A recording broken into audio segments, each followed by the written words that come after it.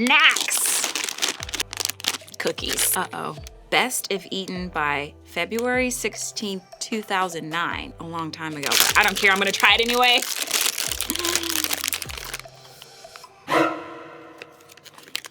Hey friends, it's Ashley, and I've got a question for you. Have you ever done something that turned out not to be a great idea, like me eating, 12-year-old cookies? Well, I'm talking about one of those decisions that seemed like a good idea when you thought about it, but after you actually did it, that's when you realized it wasn't that great of an idea. We've all been there, right? I know at least I have. Aside from the cookies, when I was in middle school, I was invited to a birthday party, and I was so excited to go, and my parents were like, yes, you can go to the party, and I'm like, yes, I'm gonna go to this party and have so much fun with my friends. And I asked my mom to drop me off at the party. Now, my mom made it very clear to me that she could only drop me off at the party because she had somewhere else to be. And I'm like, okay, that's fine. I just need to get there. I just wasn't worried about anything but getting to this party. Get to the party, and I'm in middle school, so none of my friends had cars. So after the party, everyone else is getting picked up, and I'm left there stranded. And this is way before there was an Uber. Clearly, I didn't fully think through my decision. Now, maybe you might be thinking, that's crazy. How could you have not realized that that was a bad idea? And honestly, you're right. If I had taken the time to think about what I was doing and plan out my day, really think about it, I probably would have realized it wasn't the best choice to make to go to a party without having a ride home. But here's the thing. We all struggle with making wise choices. Every single day, we're faced with all kinds of decisions. And in most cases, we have two options. We can either make the wise choice, the one that we know is best for us, or we can make the unwise choice, the one we probably know isn't the best. Maybe you stayed up all night binging Netflix even though you knew you had a basketball game the next morning. Or maybe you posted a photo online that you hoped your mom wouldn't find. Or maybe you lied to your stepdad about who you were texting or the party that you were going to with your friends. Whatever the choice, chances are you probably decided to do it without really thinking through the consequences first. Even if you knew it wasn't wise, you chose to do it anyway. Why? Because making wise choices just isn't always easy. Think about it. Every single day, you have to decide whether you're gonna honor and respect your parent or talk back to them and break their rules. You have to decide if you're gonna try to do your best on that math assignment or just scribble something down at the last second. You have to decide if you're gonna stick up for that kid getting picked on during gym class or make fun of him or her like everyone else does. Sometimes we make the right choice.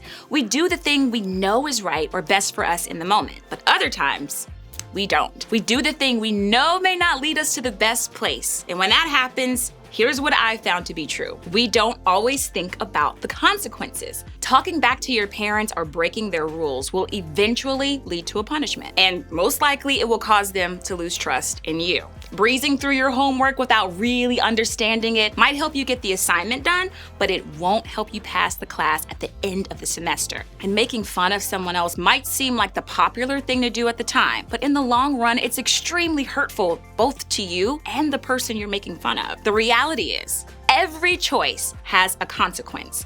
And sooner or later, the consequences of those unwise choices will catch up to you. Now, you might be thinking, sure, that might be true, but why do I need to be worried about all that right now? And listen, I get that. You've got so much going on in your life right now that thinking about what might happen later feels almost impossible or even pointless. But whether you realize it or not, the choices that you make today can have a major impact on your life tomorrow. So what are we supposed to do? If making wise choices isn't always easy, then how can we start? How do we begin to make wise choices in big and small ways, even when it's hard to do? Now, luckily, we aren't the first people who have had this question before. In fact, a guy named Paul wrote about this very thing. Paul wrote about it in a letter to a group of people who lived in Galatia. And we can find that letter today in the Bible in a book called Galatians. Before I tell you what Paul said in his letter, there are a few things that you should know about him. Paul became a Christian a few years after Jesus was crucified and rose from the dead. For Paul, knowing Jesus changed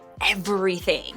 So when he started following Jesus, Paul was all in. He eventually started several churches, including a few in Galatia. Paul really cared about the people in Galatia and wanted to make sure that they weren't missing the whole point of this faith thing. That's why he wrote them the letter that we're going to look at today. So Paul talked to the people specifically about making wise choices. And here's what he said. You will always harvest what you plant. Okay, let's stop here. Paul wasn't talking about actual planting here, because that would be weird advice, right?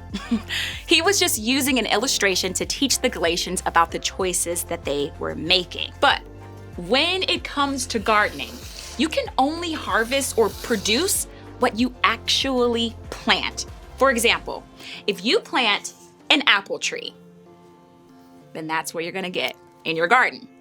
If you plant a lemon tree, then you're gonna eventually expect to harvest lemons. Now, it wouldn't make sense for someone to plant one thing and expect something different to grow from the ground. You have to plant the seeds now that you want to see grow later. Now, while we may not be expert gardeners, we're all planting seeds in our lives every single day with our choices. Every decision that we make today is going to grow or harvest something in our lives later. When we make wise choices, we're planting seeds that have the potential to grow into something great in our lives. But when we make unwise choices, we're planting seeds that have the potential to grow into things that aren't so great. That's why making wise choices now is so important for our lives, not just today, but for tomorrow and beyond. If we want good things to grow in our lives later, we have to start planting the seeds for them by making wise choices now. Why is this so important? Well, look at what Paul said next. Those who live only to satisfy their own sinful nature will harvest decay and death from that sinful nature. But those who live to please the Spirit will harvest everlasting life from the Spirit. Sounds kind of harsh, right?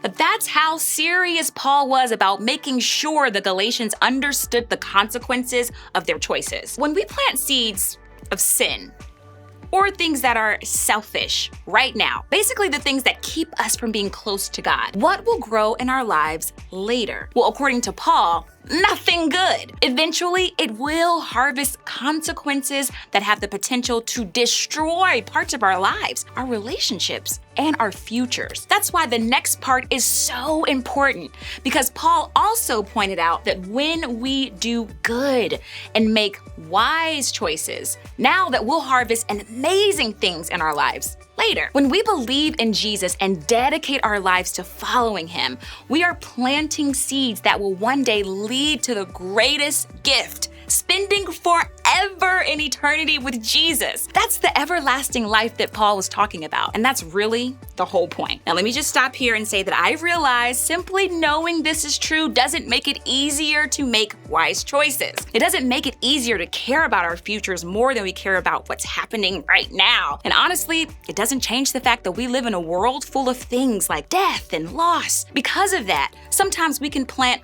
all the right things in our lives here on earth and still experience the pain that comes with our circumstances that are beyond our control. In other words, sometimes the harvest is going to be hard to see. That's what makes our belief in Jesus so much more important. Knowing Jesus changes everything for us. And when we believe in him, we know that we'll eventually see the harvest of all of our wise choices one day. See, here's what I want you to know. You have the freedom to make wise choices. You have the freedom to choose what's best for you. You have the freedom to stop and think about a decision before you make it. And all of the rules of freedom we find in the Bible, this is one of the most important. Because like I said, what we do today has an impact on how we live tomorrow. And that means the decisions we make now are so important. So to help us remember this, Paul offered some more encouragement. So let's not get tired of doing what is good. At just the right time, we will reap a harvest of blessing if we don't give up. Therefore, whenever we have the opportunity, we should do good to everyone, especially to those in the family of faith. I love this part. Paul was basically saying, keep going. Don't give up, because the good stuff is coming. We may not know exactly how it will show up or even when it will show up, but we can trust that when we're planting the right things, God will eventually reward us with a harvest, either here on earth or in heaven. Maybe you're planting seeds in your life right now by making wise choices, but you feel like you haven't seen anything good come from it yet. You're studying hard. You're saying no to things that aren't good for you. You're choosing a new circle of friends who are better influences for your life. And right now, it just feels difficult. If that's you, don't give up. Just like Paul said, if you keep doing good and making wise choices now, your harvest is coming. And I promise you, even if you can't see it now, it's gonna be so worth it. Remember, you have the freedom to make wise choices. The whole point is to make wise choices now that will lead to the growth of great things in our lives over time. So what does that mean for us today? How can we make wise choices that will lead to good things in the future? Well, first, ask yourself this question: what kind of seeds am I planting in my life right now?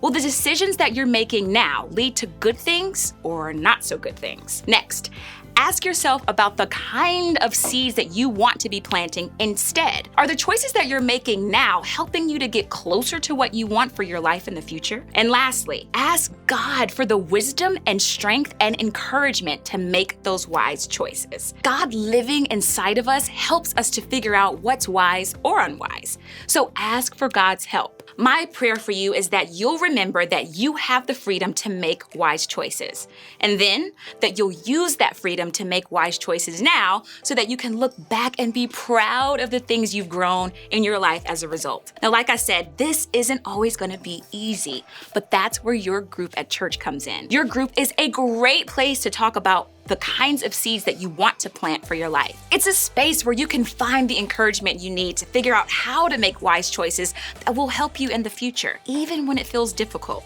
So I hope that you'll keep the conversation going with your group and your group leader. It's the best place to begin.